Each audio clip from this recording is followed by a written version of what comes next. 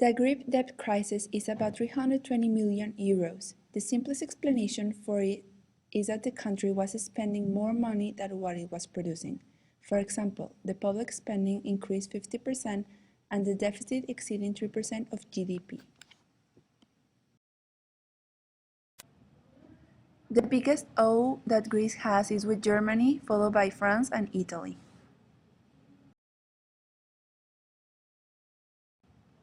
The European Union and the International Monetary Fund approved the first package of financial aid to Greece in May 2010. At that time, they were made available to the Greek government, 110 million euros, to honor its commitments to its creditors. Soon, however, it became clear that this amount was not sufficient, so a second bailout raised the total to 240 million euros. Finally, in August of 2015, the third bailout was agreed. Some loans by the IMF, the European Commission, and the European Central Bank have helped reduce the impact of the Greek crisis on the common currency. Economists consider that the measures have done nothing to improve the status and prospects of Greece. In fact, it is estimated that the Greek economy has shrunk by 25% since the beginning of the austerity programs. Unemployment rate of 26%, highest in the entire European Union, and among young people exceeds 60%. Millions of Greek citizens who are living under the poverty line. Greece owes to the IMF 1.5 million euros. Greece thus became the first and largest default in history with the IMF. Fact: to avoid further capitalization of its bank, the government had to impose limiting bank withdrawals to a maximum of 60 euros per day. One possibility is that buyers of bonds of Eurozone nations with more problems begin to demand higher payments to offset the risks of their investments. That would hurt the European currency and increase instability in countries with greater weight in the global economy.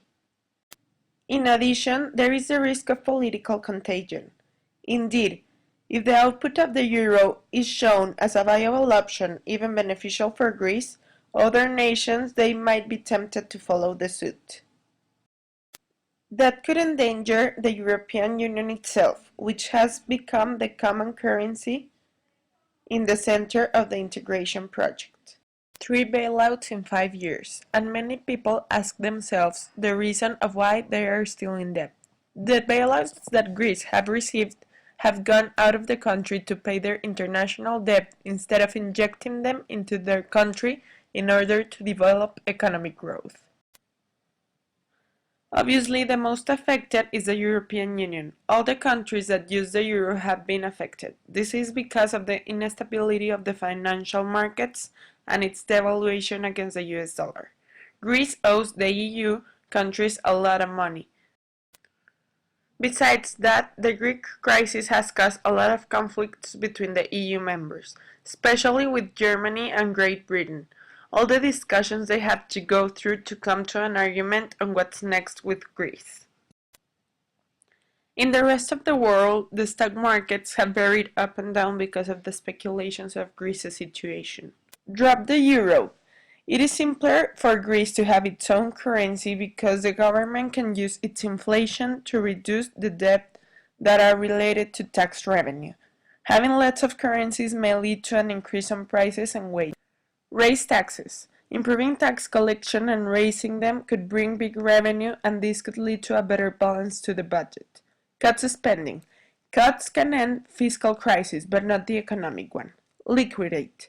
Greece has a lot of monumentums and available stuff. Reform pension system consists in changing the aging pension into an older one. FMI and EU forgiveness. FMI and some of the EU countries forgive part of its loan to Greece. This will facilitate Greece to improve its economy and reduce its debt.